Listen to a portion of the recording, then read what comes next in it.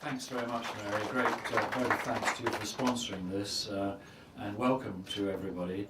And particularly a thanks to Caroline Flint, who I'm sure will be here shortly, Deirdre Hutton and Gillian Pitt. Unfortunately, Chris Murray, who was coming, has had to take one of her children to hospital and can't come, but we wish her child all the best.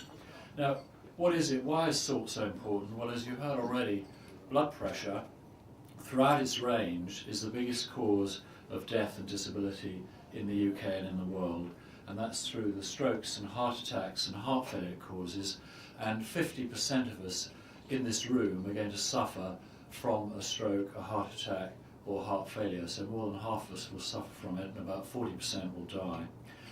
And anything that affects blood pressure is going to play a very important role in causing strokes and heart attacks, and as you know, salt is the major factor that puts up our blood pressure. Not the only factor, but the major factor, and particularly the rise in blood pressure that occurs with age.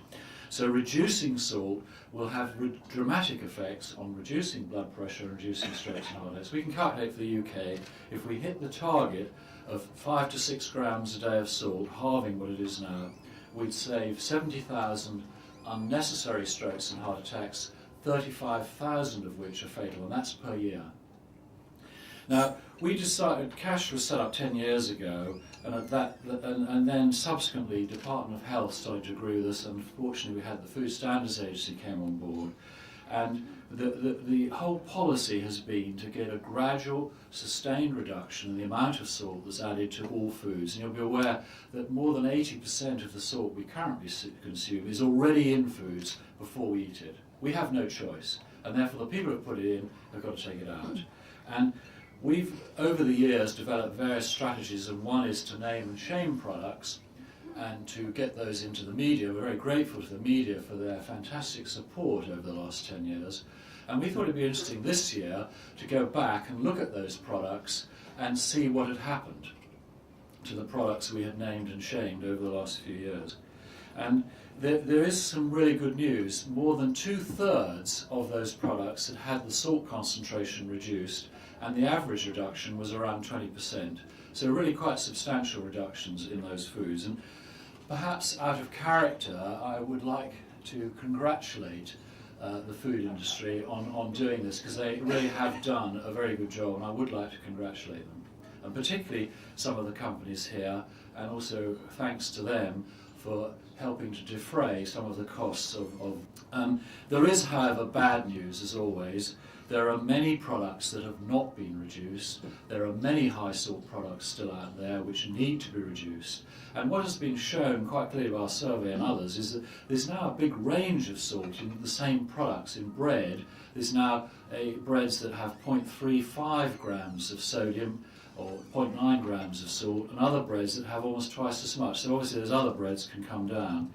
And it really is now the duty of ourselves, the Food Standards Agency and Department of Health, to really put pressure on these companies to do what all the other companies have done. And within the same supermarket, you get some ranges that are reduced and some that not, and we need to iron all those out, because we need to get salt concentrations down in all foods where it's been added, and that applies to restaurant, canteen food, and so on. And what we're calling on now is for the public to look at the new labels and decide for themselves whether they want to consume it.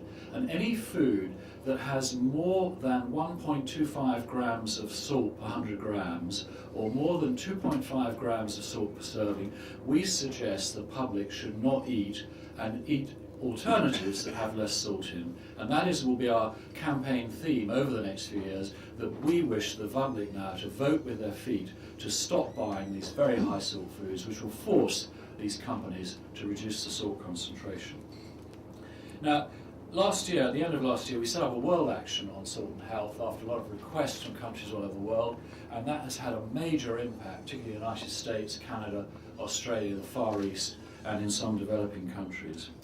And everyone is looking at amazement at the UK, that it's not known for its preeminence in public health, and yet we are leading the world in reducing salt in food.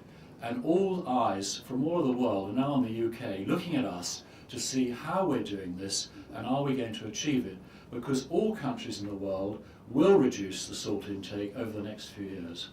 So I would say, particularly to the Department of Health and the Food Standards Agency, the whole world is watching you, and to the food industry. We want this campaign to be successful, and let's show, well, I'm looking out at the Thames, the UK was the first country in the world to introduce clean water and drains in the late 19th century, and that improved health dramatically. Reducing salt will do the same. So let's show the rest of the world that the UK can do something properly and get it done. Thank you.